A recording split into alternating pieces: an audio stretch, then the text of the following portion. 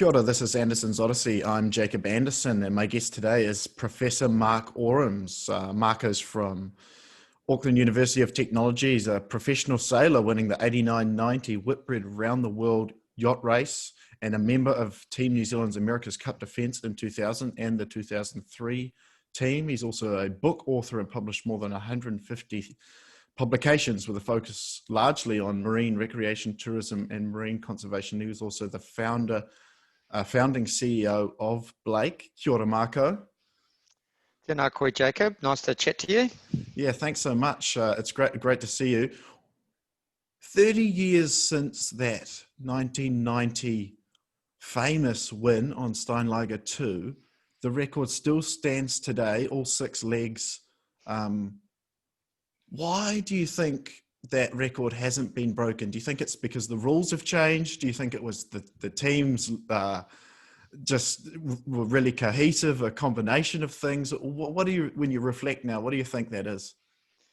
Well, firstly, 30 years, it doesn't seem that long, Jacob, and that sort of makes me feel old, actually. But yeah, it was a great privilege to be involved in that team. I learned an enormous amount, and when I reflect back on it, I just think how kind of fortunate I was that a childhood hero of mine in Sir Peter Blake sort of picked me from nowhere, really, to be part of one of his teams. So what an enormous privilege and opportunity that was. In terms of why we were so successful, I think the key issue there was the strength of the team that was created through the leadership style and approach of Sir Peter Blake.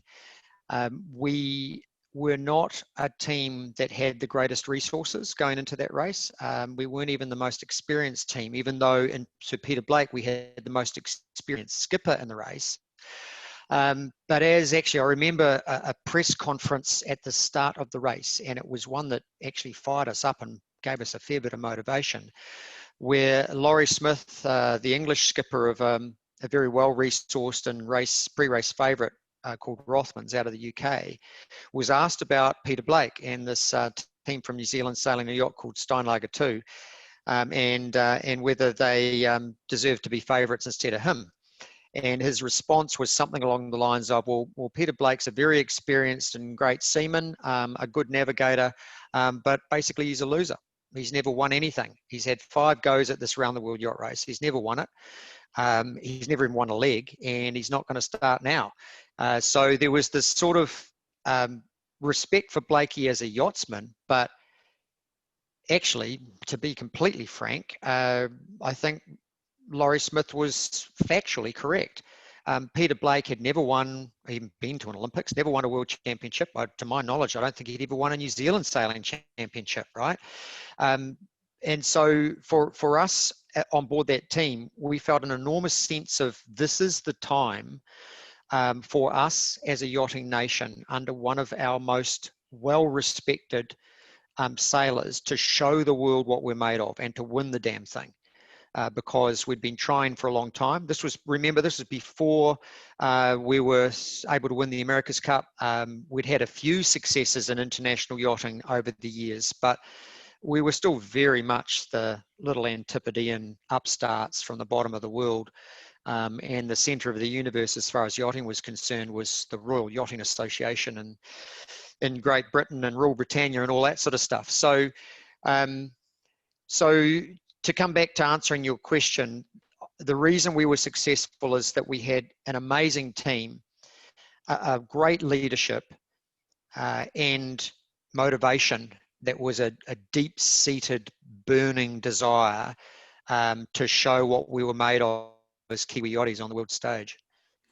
And I guess that stemmed or came through after that into the America's Cup victory and then the defense. When you think about Peter's leadership style, and you've spent time with a lot of sailors and a lot of other professionals, what are the key things, or what are some of those things that you think have really stand out that make him so special?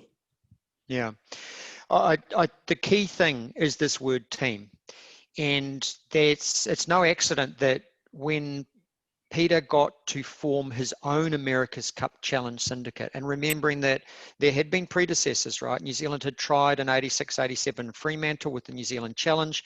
There'd been the Big Boat Challenge in San Diego. Then there'd been the 92 Cup with New Zealand Challenge. And when Peter got to form his own organization with the help of Alan Sefton, he deliberately called it Team New Zealand, not New Zealand Challenge or something else. Team was the first word. And it was significant because that has always been Peter Blake's focus in terms of the way that he sought to accomplish really significant and difficult things.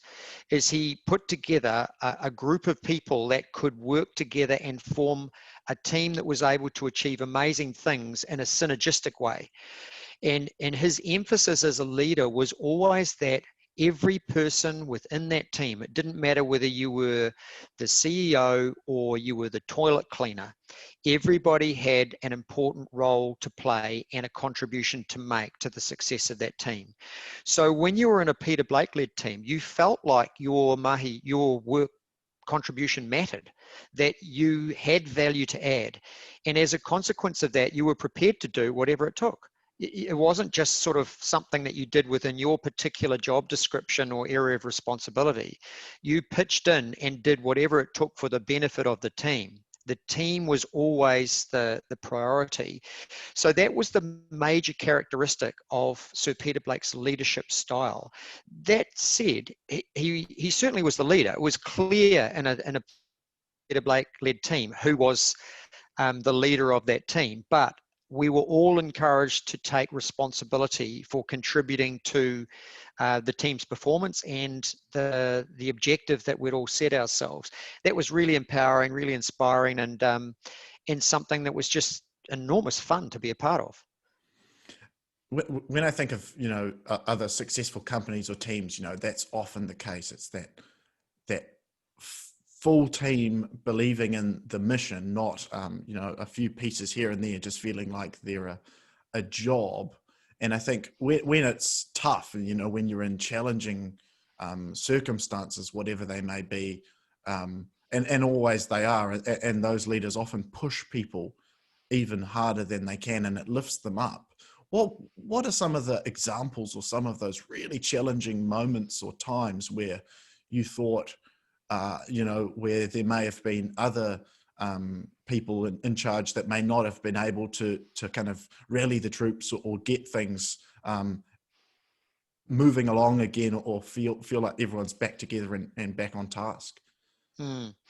I think there are a number of aspects of Sir Peter's leadership approach that certainly resonated with me and I think with New Zealanders, which is why he became so revered as a New Zealand leader, sort of alongside the ilks, the ilk of Sir Edmund Hillary and so on, is that Peter was somebody who never expected members of his teams to do something he wasn't prepared to do himself.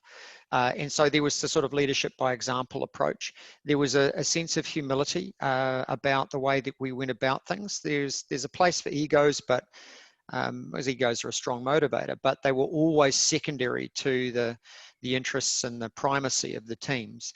The story that I tell most frequently to sort of illustrate how Blakey operated was when we were on Steinlager 2 in leg 2 of the Around the World race, and that was the longest leg of the race, and it took us well over a month, and we went deep into the Southern Ocean, and in that situation you're a heck of a long way from any land, certainly out of the reach of any rescue, and in situations where you're skirting the ice pack and you make a mistake, and it can cost people's lives.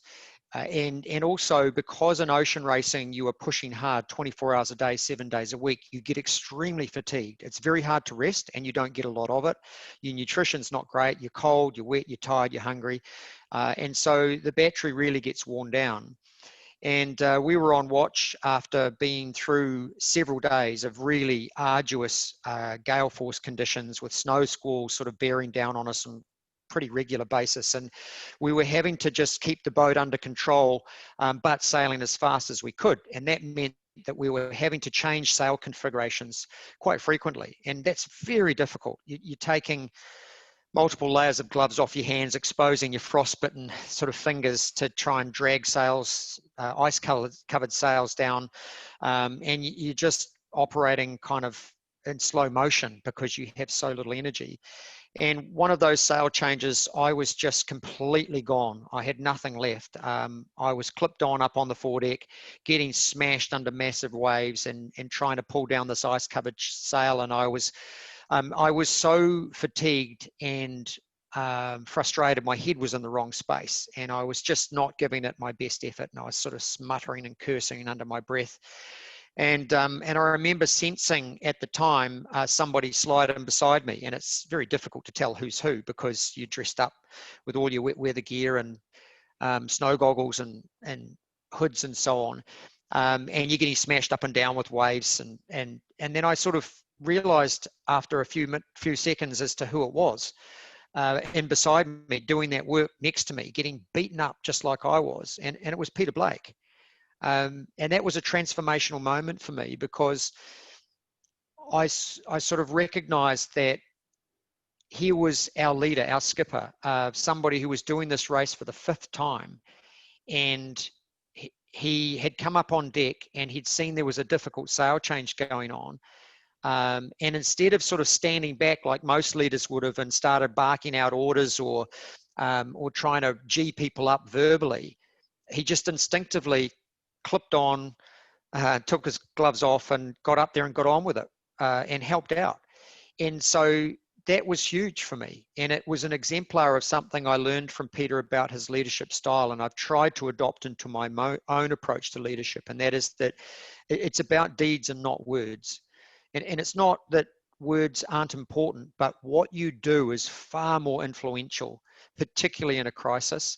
And particularly for New Zealanders, because I think we're naturally sort of skeptical about people who talk a good game but don't actually do what they say, right? Hypocrisy, we smell a mile off.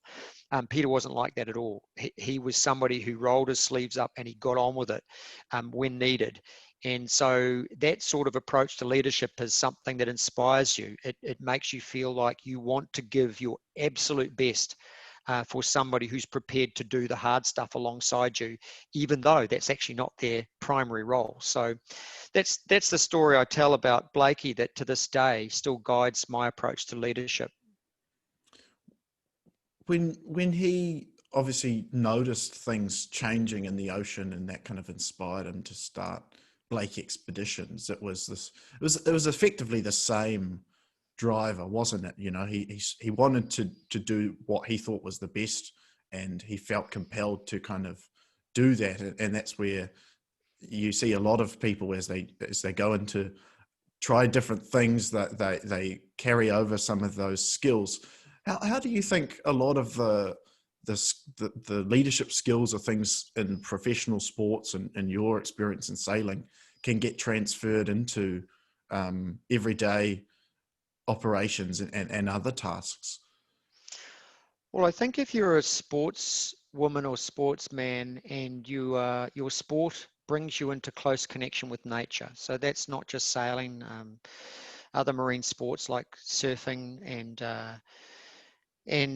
racing waka armor or mountaineering or whitewater kayaking or these sorts of things, because natural settings are your competitive field or sporting ground, if you like, you come into contact with nature and you learn to respect it because the forces of nature influence your competitive outcome. And so having an understanding and respect for the forces of nature, learning how to use those forces of nature, or at least find a way to not have them compromise what you're trying to achieve, engenders a form of understanding and respect. And from that, often it also produces curiosity. You see a lot of things around you that make you curious. Why is this like this? For me, Aurora australis or Why do you see water spouts sort of going into the sky, sucking up enormous amounts of seawater in the doldrums? What are the doldrums? Why does that happen in the equatorial area? All of those sorts of things are natural, I think, curiosities that arise when you are interacting with nature as a sports person. And for some of us, when we start to see changes over a period of time, as Blakey did, that curiosity and that natural kind of intimacy and respect starts to form some concern about, well, things aren't the same as they used to be. Some of the things that I saw that were really special, I don't see very often anymore. And a recognition that some of the things that we are doing to our natural ecosystems and the areas that we enjoy as passionate outdoors sports people are being diminished, and that touches something in you. It's something that causes all kinds of emotions, outrage, anger. How can this be? I'll never forget. We were a long way in the South Atlantic Ocean. We were a long way from land, and in the middle of the night on watch, saw this glow in front of us that looked like the glow of a city. But knowing that there was no land within 500 miles, you think, well, it can't be so. So what's this glow all about? And as we got closer and closer, there were dozens and dozens of squid fishing boats with really, really bright lights over the side of these squid fishing boats. And they had hundreds and hundreds of conveyor belts with thousands and thousands of hooks over the side under these lights that were just pulling out squid by the hundreds of thousands every hour and flipping them into trenches that got sluiced down. And there was a big factory ship in the middle of all these dozens and dozens of squid boats as we sailed through them. And I can remember thinking as we went through, and we're still trying to sail fast, just seeing this and kind of how can our ocean sustain this kind of exploitation? How can it survive us as a species just destroying the base of a food chain like that, night after night, month after month, all over our ocean planet? And so that gets you. It's something that makes you kind of realize that we can't keep doing this and not suffer, cause damage that causes living things and our living planet to suffer. And Blakey had the same kind of experience. For him, it was albatross. That was the thing that got him, is that the albatross, these wonderful, majestic, wandering birds that for most ocean-going yachtsmen are sort of sacred and certainly something that you admire because you're struggling to stay upright in really outrageous conditions, and then soaring alongside you is this magnificent bird that looks so completely relaxed in those conditions that are life-threatening for you. You can't help but have admiration for their adaptations they have for that kind of extreme environment that they live in. And so for Blakey, like many other yachtsmen who'd seen just hundreds and hundreds of those during their early ocean voyages in the early 70s, to by the time we got through to the 1990s, only seeing a few a week, that was something that got Peter. It was something that said, this isn't right. We've got to do something about this. So I think that for many people who are involved in sport that's nature-based, this is something that just is a natural kind of sense of we care about this area because it's important to us, and then look what we're doing to it, and that's not right. So let's do something to try and turn that around. For a lot of people, they would never get the experience, or they would never make those deep connections because they're just not spending that much time out at sea or in some of these wild environments. We're seeing an increase in, well, I guess before COVID and before this year, we were starting to see this increase in people going out and an increase in experiences on the ocean. There is people doing more marine recreation than ever before.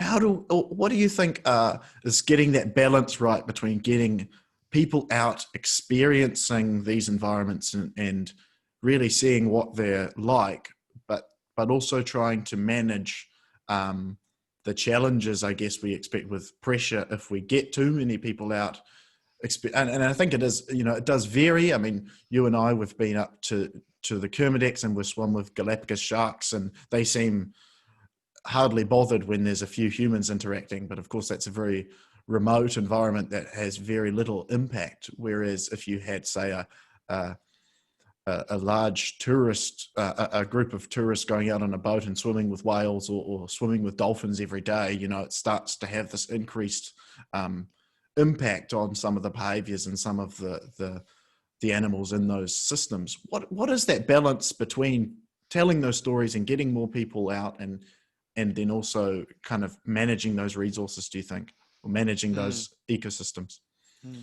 Well, you're getting to the heart now, Jacob, of my whole motivation for switching from being a professional yachtsman to a researcher, an academic, an educator, and a scholar, is that you're right. I've had, as a few other people have had, enormous privilege to see some very special parts of our ocean planet, and to learn from that some of the things that are going wrong. And I feel a real sense of calling, an ambassadorial sense, I suppose, to say, well, I've had this privilege, and so what can I do with those opportunities that I've been given to help shape things for the better.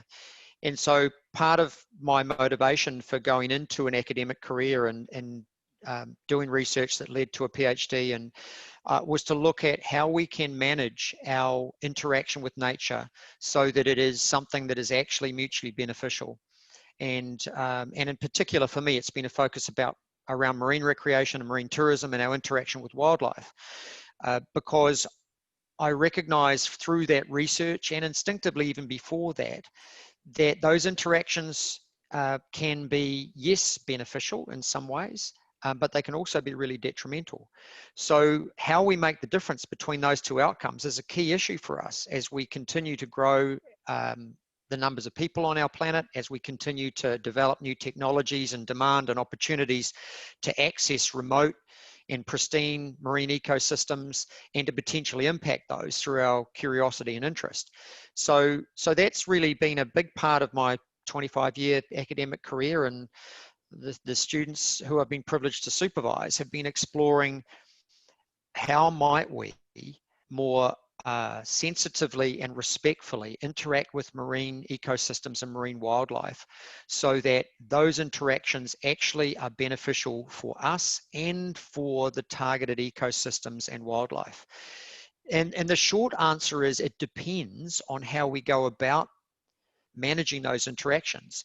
We need to use, and this is where science is so important, we need to use science to provide us with the understanding of the sensitivities of those ecosystems and those species so that we use that knowledge to interact with those ecosystems and species in a way that is respectful and sensitive to our potential impact.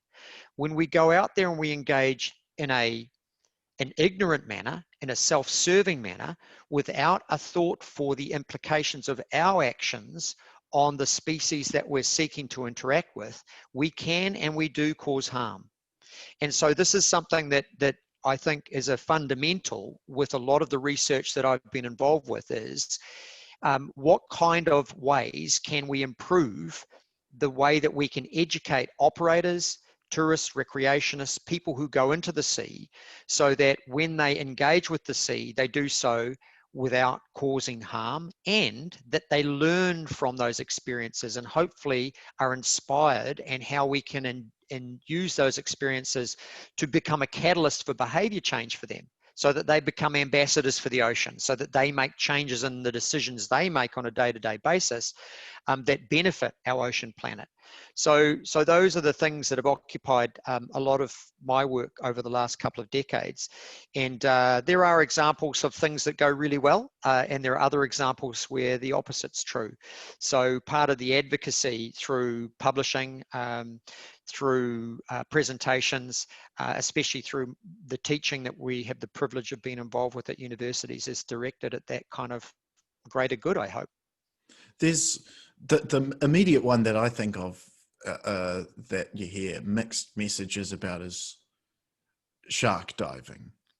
So you hear some stories that they're doing it in a way that isn't changing the behavior or provoking the sharks. And then there's other examples that you say, you know, they're throwing the burley and getting them excited, and it's all go. What's your kind of understanding of those two? And I guess it depend on the cowboys out there just running some operations perhaps inappropriately, or what is the sort of the best practice, or is that a good thing that we should be doing?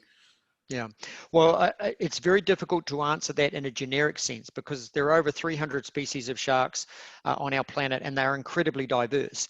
And so, and it's not just a particular species that we need to be knowledgeable about. It's also the life stage.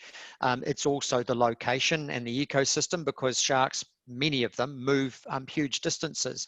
So what we do in terms of the way we might interact with them needs to be very much informed by research into what are the impacts of those decisions. It might be that in some circumstances, the provisioning of sharks so that we're able to get close to them and see them is something that could be beneficial. For example, if we have a particular location where sharks are on the decline through habitat degradation, climate change, overfishing, or whatever, that some supplemental feeding might be something that actually helps with that population's sort of maintenance or potential recovery. Conversely, it could be a situation where their behaviors change to a point where they no longer migrate, or the food that they're receiving from us is something that becomes unhealthy for them, that they lose the ability to forage and hunt for themselves, that they start to associate humans in the water with food, and there's an increased incidence of shark attack. I mean, there are all kinds of potential implications for the decisions we make. So I think the key message out of this is that when we choose to interact with marine wildlife, whether it's in the water or from vessels, or even potentially from aircraft or unmanned aerial vehicles or drones, those activities and decisions are not benign. They always have impact, right? Whether that impact is detrimental longer term or at population level, that's something that only research can really tell us. But when we do that research, we always find there's impact. And so that's an important thing to understand, when some still assume that when we go out whale watching, or when we watch turtles nesting on a beach, or when we go out and wander amongst penguin colonies and so on, that it's inherently sustainable. Right? It ain't necessarily so. And that's why it's so important for us to continue to support research into what does this mean when we place ourselves in their home. And we seek to take photos, and we do all kinds of other things that we might think are really interesting, and in some cases think are respectful. But we need to be really careful that we're not just making this assumption that this is all okay and it's going to be fine, because there are too many examples now of that kind of assumption. One of my favorite sayings, assumption's the mother of all stuff-ups. That kind of assumption that this is inherently sustainable or benign is not true.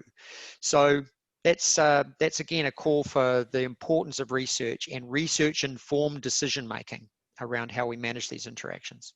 That example you give of the penguins, you know, especially off the Otago coast, is probably a really big one. People love go to the beach, see the penguins, and those penguins are in a serious decline, the yellow-eyed penguins.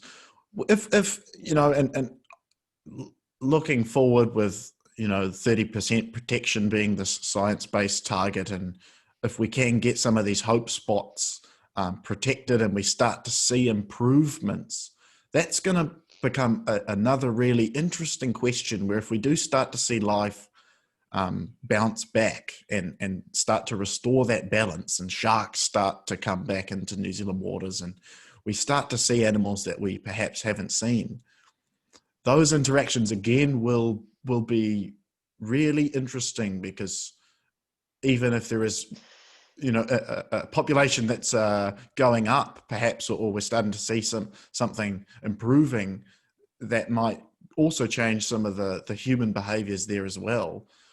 Have you seen examples overseas where there is a lot of change, and then we are seeing some of that kind of impact or behavior? Yeah, well, I don't mean to paint a completely negative picture about humans interacting with marine wildlife or other wildlife more generally, because there are plenty of good news stories.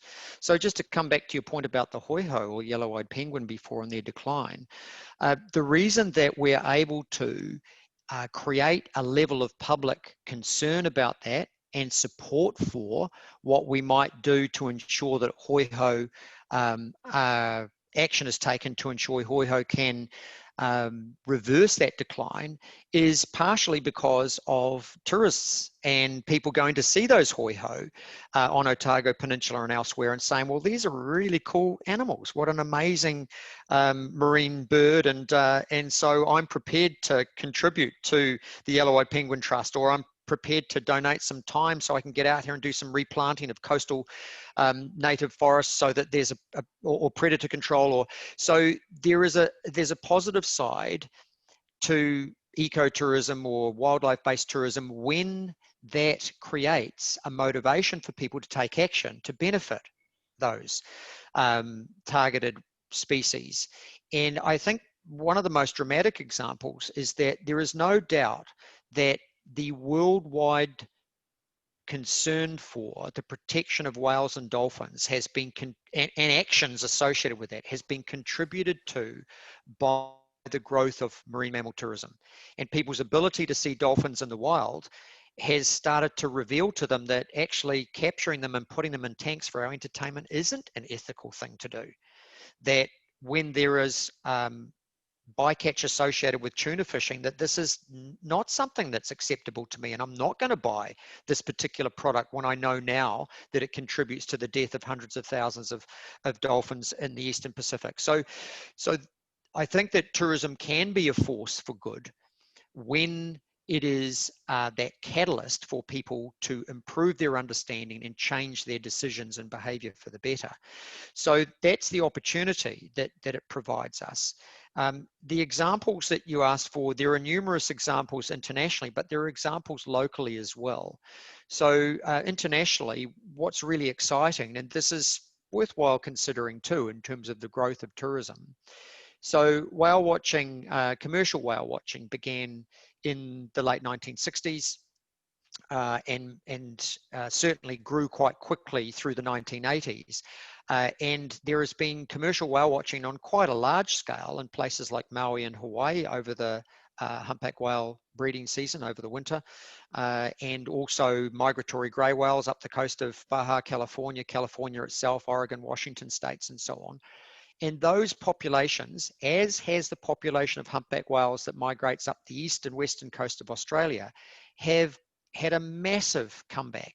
I mean, the recovery has been dramatic. Even in the time I've been studying those kinds of animals, they've gone from somewhere around sort of in the 10,000 kind of mark now to the hundreds of thousands. And that is alongside of a massive growth of whale watching as a commercial tourism operation in those same locations. So the recovery can coexist with quite intensive tourism activity, but that tourism activity needs to be managed quite carefully. So it's interesting, for example, we haven't seen a similar comeback in New Zealand waters of humpback whales, and they were very frequent here prior to commercial whaling in the 1950s and 60s, but that's another story. So to come back to your point, there are examples of where we've made decisions that are beneficial for nature, and that some of those decisions have certainly been influenced by people's ability to go out and experience those wildlife in their natural habitats, and from that to draw a real concern for and passion for their conservation and their future. Yeah, I think I'm of the impression that having more people experience and learn ultimately means there's more champions when we get back to the mainland or wherever people are, and then we do see much better decision making and much better outcomes. And I don't think locking things up and keeping people away helps, because then there's just no understanding, and then there's poor management, and we continue to see the decline or the poor management that we've seen for the last 150 odd years or whatever. And that's a big part of what we do at Blake, as you know, is how we get more people out experiencing these environments, then going back into their communities and being real champions for change. And seems now more than ever we need that really good leadership in all aspects of society. What do you think are the real big challenge? And this we seem to be, especially now this year with COVID, it sort of seems like it's an inflection point in society, and we get to really pick a brand new path in a lot of ways. What do you think in the ocean space continue to be the challenges and the opportunities that we can work towards to really empower and inspire people to get that optimism and change we need in the next 10 years? Mm. Yeah, just to come back to your initial starting point about Blake. I mean, I'm enormously proud of Blake as an organization, and I particularly thank people like you and Bhakti and others who've made really important contributions to it. Firstly, because it's personally important to me, and one of the reasons that I felt compelled to try and do what I could to get the organization off the ground to honor Blakey. He was tragically taken at a time where we desperately needed the next Jacques Cousteau. And there's no doubt in my mind that that's what Blakey would have become for my children's generation, right? And our ocean planet really needed somebody to champion looking after it. And that's the double tragedy of losing Blakey when he was just starting on that really important mission. So for all those sponsors, staff, people who've participated and contributed into the programs that Blake's run, I really want to just acknowledge and say thank you for that work, because it has been the best way to honor Peter's memory. And the thing that he would have wanted is that for opportunities, especially for young people, to learn about the marine environment, to take action for its betterment and conservation. And that's what he dedicated the rest of his life to. And so we picked up that kind of mantle and tried at Blake to continue on with that as best we're able. So that's something I'm very proud of. I hope you are too. And I hope everybody else associated with Blake feels that sense of purpose and that sense of satisfaction in doing what we can through Blake. To come to your second sort of part of your question, and that's what are the priorities now? What can we do now? Unfortunately, the challenge associated with the degradation of the health of our oceans remains, and we have significant challenges that certainly Blakey saw and initiated thinking and concern and action about, that have continued on and become greater challenges now. So those are obvious things like climate change and overfishing and ocean plastics and habitat degradation, nearshore sedimentation.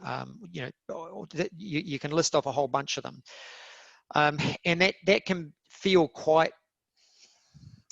depressing, quite distressing, and almost too big, right? What can we do about it as a group of a few hundred, perhaps a few thousand people down here in New Zealand? Well, we can do our bit. We can do the best we can is what we can do. Where are the priorities? I could still continue to think, when we look back on all of the things we've done which have benefited nature and the health of our planet, for me, certainly in the top three, and probably for me, number one would be our decision by very enlightened and passionate people who were champions for nature to set aside significant areas of high quality natural environments as protected areas, as parks, to say, these places are too special. We will not exploit them. We will not cut down trees or mine them. We will set them aside in perpetuity for the benefit of nature and for people to enjoy nature. So the national park movement, which began in the 1800s and continued on, has become a global phenomenon, has been no doubt an extremely important contributor to the health and functioning of our planet and people's understanding and passion for nature. If you think about, if we didn't have those significant areas of protection, we'd be in deep, deep trouble. what we have as an opportunity now, and I think our calling in the 21st century, is to take that learning from the 19th and 20th century and apply it to the sea. And this is why marine protected areas is such an important thing for us to continue to push forward with. We've got examples now that shows this works. This idea of setting aside significant areas of marine environment for protection, complete protection, no take. That is something that is smart.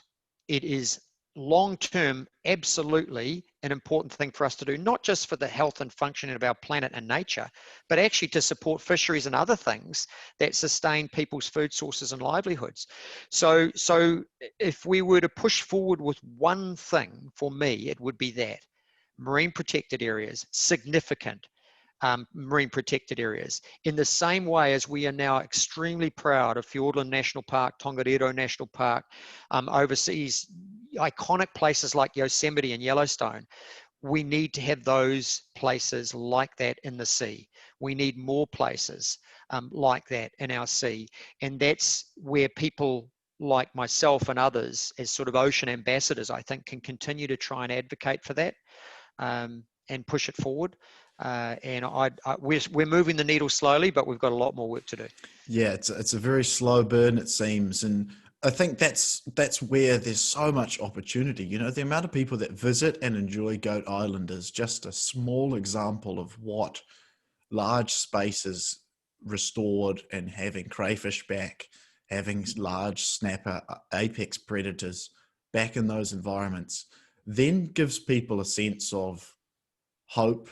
This can get better if we do protect these large spaces. You know, we get spillover as well outside of those spaces, so we can still fish sustainably and perhaps have larger stocks than we have today. The amazing thing, and I ask people this all the time, is how much marine protection do you think there is? And they might say, 5, 10, 20%. And we have this. There's a fantastic image, and it's just 30% protection on land and less than 1% in New Zealand, less than 1%. And most people have no idea. And you're absolutely right. It's about having these conversations and getting people engaged and excited and knowing what protected areas can look like and the benefits that they offer and the optimistic and exciting future that we can look forward to, not this kind of overfished and degraded system that I guess we've become a little bit too comfortable with, and our baselines shifted beyond what really is normal. Yeah, that slow creep. I mean, here's the cool thing about, and I love the example of the Cape Rodney Okakari Marine Reserve or Goat Island Marine Reserve, because it's not just been a good thing for nature and for recreation, it's been a good thing for business as well. If you ask the people at the Lee Sawmill Cafe whether the Goat Island Marine Reserve is good for them, they'd say, oh, hell yeah. That's where most of their business comes from, right? And so hospitality, the local snorkeling and dive shops, even the local dairy where people are going to stop by and get a milkshake on their way home, hopefully without a plastic straw as well, by the way. We've got to get rid of those things. All of that's the win-win associated with this sort of stuff, is that we actually not only have something which is beneficial for nature, and for people to enjoy it, it can be good for business also. So we're not saying we have to sacrifice one thing to have another, which is what many people tend to sort of portray protection of marine resources as, that we've got to give something up to get something else. Well, actually, we don't. We just need to think of it differently and to think longer term and beyond our own personal self-interest.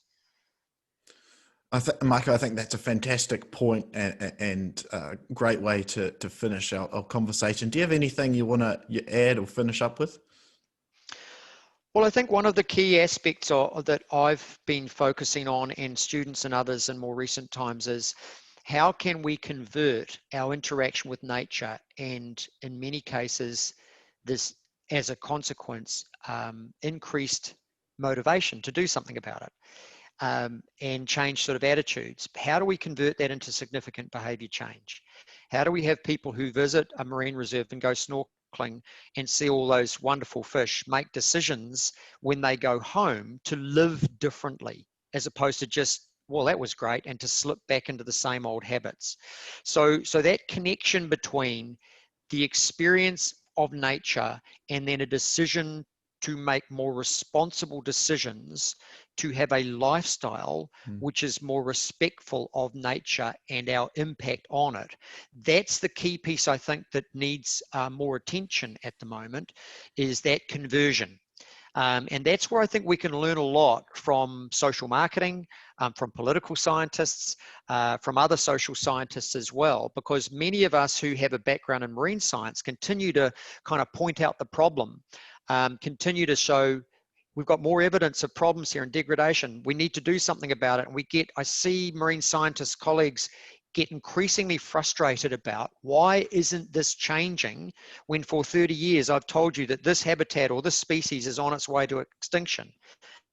And I think that the naivety in that is that they're trained in a particular area and they don't understand that what we need to look at is what shapes people's behavior. And that's social science, that's economics, that's psychology and sociology. And so for me, I've found myself increasingly drawn into social sciences to think about how might we be smart about how we can use these experiences of nature to shape people's decisions and behavior. How might that manifest itself in a change in the political process, or in buying habits, or in the decisions people make about products that they use or don't use? So that for me is a really important next piece to focus on, as opposed to what I see now, and I don't mean to disrespect the many colleagues who've dedicated their lives to understanding climate science and climate change.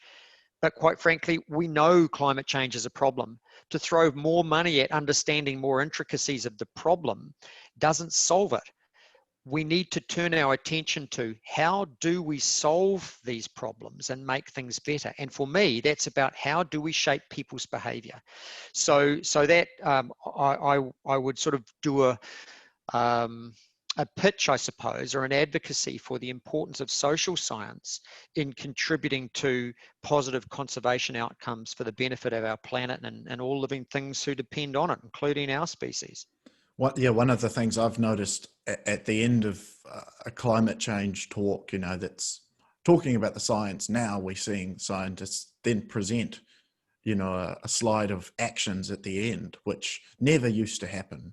And I wonder if in all natural sciences or fields where we're seeing challenges, that it starts to become part of the talk. At the end of the talk, they then talk about the action part, not just the nature of the problem. Yeah, and I think how we communicate that in a way that actually creates positive change is really a piece that's missing. Many of us as marine scientists or natural scientists kind of think our job's just to do the science, and it's somebody else's job to implement change in the political process or wherever. But if we think back on the most influential people with regard to people's understanding of respect for nature, it's not scientists, it's people like Sir David Attenborough, right? It's people like Jacques Cousteau, and it's people like Peter Blake. Certainly they understand and respect scientists, but they're not scientists themselves. They're great communicators. And so those ambassadors, those ability of people to come back to the leadership point, those who have the ability to inspire and bring others with them on the journey, to create teams of people who can take on projects to make a positive difference for nature. That's where I think the real challenge lies. And that's why I'm so proud of what Blake does in bringing together young people who have a passion for the environment and encouraging them to follow that pathway, and to teach them about leadership and how you influence others and how you create change. All of those things are really important investments, so that we have these sorts of champions into the future who can continue to lead and inspire that change. And yes, it needs to be understanding and respectful and informed by science, but science of itself is not going to be enough. We're going to need leadership to really grapple with and make a difference to this significant challenge we face. Absolutely. I couldn't agree more. Marco, thanks so much again for taking the time to chat today. It's been really great to have a chat with you again. No, absolute pleasure. Ngā mihi nui kia koutou katoa. Thanks, everyone. Go well.